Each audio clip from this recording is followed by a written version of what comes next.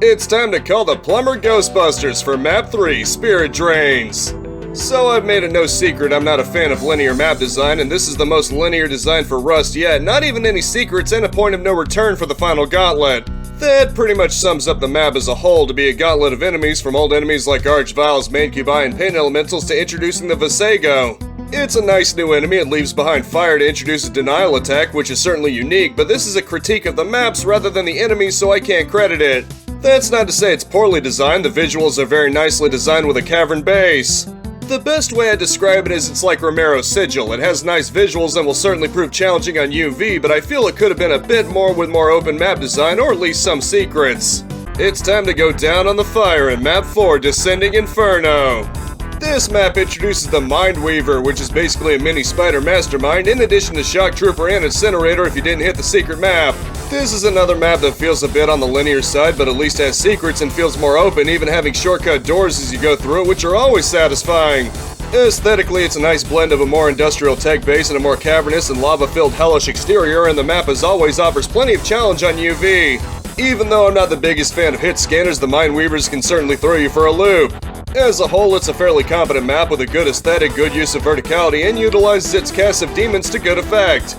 It's time to feel the growing resentment in Map 5, Creeping Hate.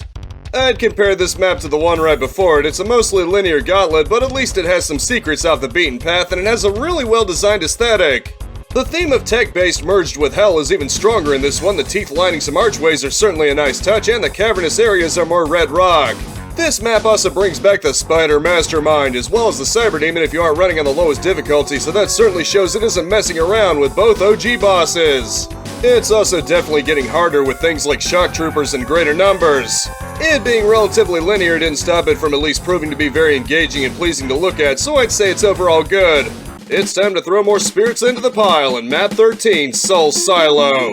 I'm a little conflicted on this map. On the plus side, it has some nicely designed massive rooms and it's very challenging, which a penultimate map should be. On the other hand, it relies a bit too much on just spamming enemies at you by the truckload, which can feel a touch repetitive or even a bit on the cheap side, like 10 cyber demons at the end. Like I said, it should feel challenging, but one kind of challenge I'm not so much a fan of is when you're already trying your hardest to dodge and you fall into an inescapable nukage pit.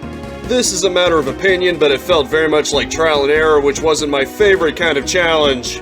Ultimately, as a penultimate map, it succeeds in being very challenging. I just wish it had a bit more meat behind it instead of sucker punches. It's time to let old cuts heal in Map 1, Scargate. This map feels like an homage to some previous starter maps, especially Hangar with a room full of pillars and armor room off to the side. It also brings plenty of new to the table, from the projectile-spitting ghouls to some very clever use of textures, especially a portal into hell at the end.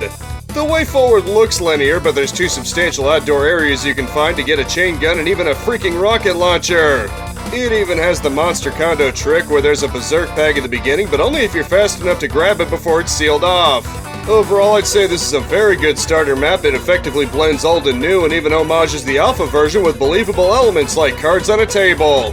It certainly shows that Legacy of Rust is more than willing to hit the ground running right from the beginning, and you'd better not go in expecting it to be too easy. It's time to be under constant watch in Map 16, Panopticon. So the gimmick of this map is there's a cyber demon in the middle and you have to run around the map while trying to avoid being turned into a blood smear. Interestingly, it does actually have a secret, but it's just a slightly out of the way megasphere to keep your spirits up among the onslaught. At the end of it, you get a Calamity Blade and Invulnerability Sphere to satisfyingly turn the tables on the cyber demon so you can shred right through them. I'm usually against linear maps, but I see why this map would be, and it's a secret map, so I'm a little more forgiving towards gimmicky maps. It's got decent map design for something that's one-directional and reminds me of something out of Cyber Dreams in a good way. It's time to get close to the living end in Map 14, Brink. Starting with what I like about it, I love the theme of nuclear missiles popping up and then initiating a self-destruct on hell itself to close the portal before running out. Atmosphere is a definitive thumbs up. Now, as for what I don't like about it, it just feels incredibly cheap. Even compared to Soul Silo, unleashing a flood of Archviles is just way too much. The flood of tyrants at the end at least feels more fair, but it still feels like a pretty cheap challenge. It's a slaughter map when you boil it down, and that would be just fine if it didn't rely so much on a flood and had some exploratory value. As the final map, it's certainly extremely challenging to make you sweat, but I feel it could have had better balance, or at the very least one single secret. It's time for Burnt Flower in Map 15, Ash Mill. This map definitely goes for a very atmospheric feeling. It probably comes across as a survival horror almost more than any other official Doom map I've played. It introduces the Shock Trooper, which more closely resembles the Doom Guy sprite while running around as fast as you and having a very powerful plasma rifle. The map only has 12 enemies, but it manages to feel pretty intense given it consists of them, and even just one of them can pose a serious threat to you if you're not careful. It ends with a series of exits, with only one being genuine and the rest sending you into a series of guillotines that can crush you. Now, I will say the map is linear and not all that long, but it makes up for it by being absolutely dripping in atmosphere, and I can respect that. It's a fine secret map. It's time for some jolly cooperation in Map 10, Disunion. Well, to the map's credit, it's certainly got a lot of twists and turns on it, especially if you want all the secrets like the secret exit. Easily the highlight, though not sure if good or bad, is when the lava just eats up the platforms you're on with cacodemons and pain elementals pouring in and you have to grab the key and quickly escape. The map centers around a tall room with toxic waste going all around and opening things up like shortcuts, which is cool to see it from different angles. Going outside to get a yellow key and then having to platform hop to get back inside is certainly a unique experience. Ultimately, it's a decent map for challenge and there's enough secrets to reward exploration even if the lava room feels a bit cheap. It's time to wave and say hi again in Map 8, Second Coming. This map certainly isn't afraid to hit the ground running, being a new episode so it's imposed pistol start but throwing quite a lot at you, Cyber Demon included. Thankfully it does the perfect hatred thing of having a convenient teleporter if you want to just erase some handy since ammo is relatively scarce. One nice thing is through a series of secrets you can get your hands on an incinerator, which is a big help early on. The coolest part for me was getting the yellow key because it's in a room with black tiles with red outlines, giving it the appearance of something virtual like some games' virtual training. Overall, this is definitely a very punchy starter map with a lot of verticality and a lot of difficulty pressuring you on UV to get yourself rearmed as soon as possible. This ranking short is a lie because it's Map 9, Falsehood. This is another map that aesthetically blends the tech with more hellish and cavern, though the hell part very much emphasizes flesh and marble in addition to the caverns. At first glance, it looks like a point of no return like Spirit Drains, but luckily it has teleporters right at the exit to lead you back out, so that gets a thumbs up from me. Easily the map's toughest moment is when an archvile and other enemies start pouring in, so of course some of your kills are getting revived back. One nice thing is the map is nicely spacious, even vertically in some cases, and there's some secrets to encourage exploration.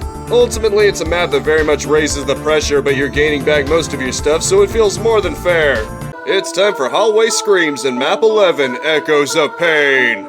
This map actually feels pretty classic, like an Inmost Dens or a similar map from Doom 2 or the like, not as ambitious as some others. However, that's far from a bad thing and actually feels pretty refreshing having this retro feel, even avoiding any of the new elements from Legacy of Rust, save for a secret incinerator. The map starts with doors on all sides, so right from the get-go it feels like a map that's made to be explored, which I'm all for. Despite not including the newer enemies, that doesn't mean the map is overly easy, it still provides a decent amount of challenge on UV. Overall, this map feels like a nice blast from the past, and though it's not as impressive as many other maps, it just straight up feels fun to play through, which a good map should be. It's time for Toxic Positivity in Map 2, Sanguine Waste. This map certainly cranks up the UV difficulty a large amount from the last one, not only bringing in Revenants and Chain Gunners, but introducing the screaming kamikaze heads known as Banshees. This map also has a pretty massive sense of scale, both outdoors and indoors, and having pretty big arenas to fight in.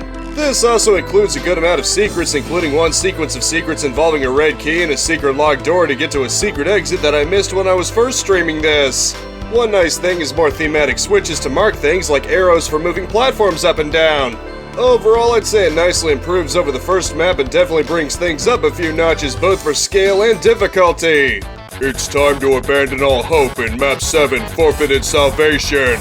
If Coiled City was like the Living End, this is very blatantly inspired by O of Destruction, but unlike the Platonia map that does that, I actually think this is a good one. It has a Cyber Demon smack dab in the middle, but also gives you the Calamity Blade if you didn't already have it, so taking care of him isn't too hard. One thing that definitely caught me off guard is the ending. Didn't expect the Phobos Anomaly style of ending with a trap of enemies. There are a good few secrets and an optional room to encourage exploration, as well as an amusing moment where a skullface vomits up the yellow key you need. As the episode finale, I'd say it fulfills what it needs to, a satisfying challenge and a nicely spacious map you can poke around in should you want to. It's time for the guilt to weigh down on your back in Map 12, The Rack. I like how this map almost deceives you into thinking it's going to be simple, moderate marble hell, but then it unfolds into massive caged catwalks a la the abandoned mines. Though it's a relatively small thing, one nice touch is how one of the bridges uses the mid-texture trick to be a full-on 3D bridge, which is nice to see in an official map. Though the way forward wasn't always clear, you can find it if you just look around, so this is a map that very much encourages exploration, very much a plus for me. It also has spots that are fairly tough, like the final gauntlet to get to the yellow skull key. The cyber demon was actually the easy part. Ultimately, this is a very good map that, while it may not have the largest scale, is just a nice exploratory map with plenty of challenge. It's time to curl up and rest in Map 6, the Coiled City.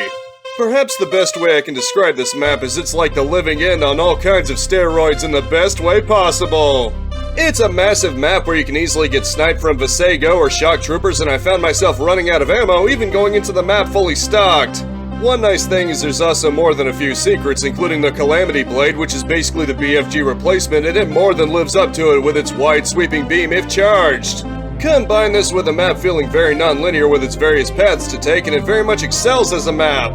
Ultimately, I'd say it's like the living end, but even better, truly a shining gem in this map set if you're up for the challenge it throws at you. It's time to sum up this little piece of hell. Overall, I'd compare it pretty favorably to No Rest for the Living in that even if it doesn't always land, it does quite a lot good throughout. Adding in elements that got cut during development was nice, both making it feel like a retro throwback and in many ways very much taking advantage of modern day hardware. Kinda like No Rest for the Living, I feel the way it ends wasn't particularly to my liking, but at least floods are more engaging than Cyber Demon and a rat race. The secret maps were at least fun as gimmicks, with both ratcheting up the tension pretty nicely, even if they were a bit shallow. As a whole, I'd still say it was a fairly good map set that really takes advantage of the aged id Tech 1 engine in ways that manage to feel pretty fresh. In terms of official maps, you can certainly do a lot worse, and I recommend everyone try Legacy of Rust at least once.